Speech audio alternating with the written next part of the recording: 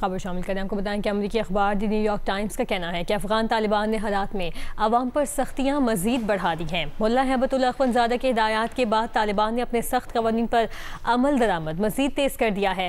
Report کے مطابق خواتین کو لباس اور مردوں کو داڑھی کے معاملے پر گرفتار کیا جا رہا ہے۔ خوف کے باعث بہت سی خواتین نے گھروں سے باہر نکلنا کم کر دیا ہے۔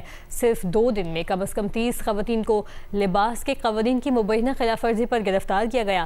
مقامی انسانی حقوق کی تنظیموں کا کہنا ہے کہ حالات میں گرفتار خواتین کی تعداد 200 سے زیادہ ہو چکی ہے۔ طالبان کے خوف سے والدین نے بیٹیوں کو اسکول بھیجنا بند کر دیا ہے۔ رپورٹ کے مطابق عاشورہ کے موقع پر طالبان نے شیعہ برادری کی مذہبی رسومات اور جلوسوں پر پابندی عائد کی۔ رپورٹ میں کہا گیا افغانستان کی شیعہ برادری اب بھی حکومتی نمائندگی سے محروم ہے۔ اس حوالے سے مزید بات کریں گے، ہمارے ساتھ موجود ہیں محمد علی صاحب، دفاعی تجزیہ کار ہیں آپ۔ سر بہت شکریہ جیو نیوز کو وقت دینے کے لیے۔ کہیے گا نیو یارک ٹائمز کی ایک اور بڑی جو شوکنگ رپورٹ ہے وہ سامنے آئی ہے، جس میں یہ بتایا گیا ہے کہ خواتین کو کس طرح سے لباس کی بنیاد پر نشانہ بنایا جا رہا ہے اور مردوں کو داڑھی کی بنیادوں پہ، اور اسی ڈر کی وجہ سے جو والدین ہیں وہ اپنی بچیوں کو اسکول تک نہیں بھیج رہے۔ کیا کہیں گے کہ عالمی برادری اس حوالے سے کیا نوٹس لے کر کیا اقدامات کر سکتی ہے؟ بہت شکریہ جی۔ دیکھیں، سب سے دلچسپ بات یہ ہے کہ ابھی کل پاکستان نے OIC کا ایک بہت بڑے پیمانے پہ خواتین کے حوالے سے اجلاس منعقد کیا، جس میں افغانستان کو بھی انوائٹ کیا گیا تھا۔ اس کا جو پرچم ہے وہ بھی موجود تھا، لیکن طالبان کی حکومت نے کسی خاتون مندوب کو وہاں پہ OIC میں بھی ریپرزنٹیشن کے لیے نہیں بھیجا، جو کہ اس بات کا ثبوت ہے کہ وہ خواتین کی نمائندگی عالمی سطح پہ بھی نہیں چاہتے۔ دوسری بات یہ ہے کہ یہ ایک حقیقت ہے کہ تقریباً 4 کروڑ کی جو افغانستان کی آبادی ہے، اس کی نصف آبادی خواتین پر مشتمل ہے۔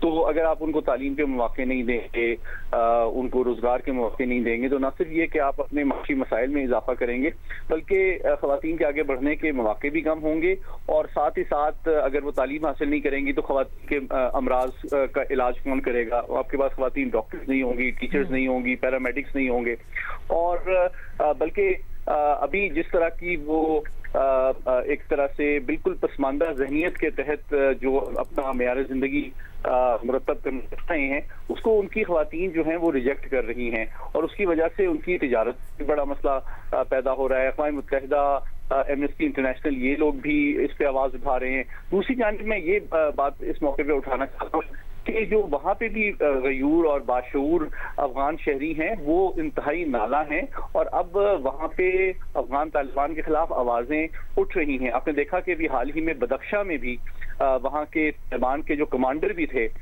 جمعہ خان، انہوں نے کھل کر تنقید کا نشانہ بنایا ہے افغان طالبان کی پالیسیز کو، اور EU میں بھی آوازیں اٹھ رہی ہیں کہ افغانستان جو ہے ان کی طالبان کو ان پہ دباؤ ڈالا جائے اور ان کو مجبور کیا جائے کہ وہ اقوام متحدہ کے چارٹر اور انسانی حقوق کی پاسداری کریں۔ تو میں سمجھتا ہوں کہ جو تنگ نظری کی پالیسی پر افغان طالبان اس وقت کار فرما ہیں، اس کے نتیجے میں نہ صرف عالمی سطح پہ بلکہ خود داخلی سطح پہ بھی افغان طالبان کے لیے مسائل پیدا ہو رہے ہیں، اور آنے والے دنوں میں ان کی جو کوشش ہے کہ وہ اپنی لیجیٹمیسی اور استحکام حاصل، تو مزید مسائل کا سامنا ہوگا۔ مزید مسائل کا سامنا ہو گیا۔ بہت شکریہ سید محمد علی صاحب، دفاعی تجزیہ کار ہمارے ساتھ موجود تھے اور اس حوالے سے گفتگو کر رہے تھے۔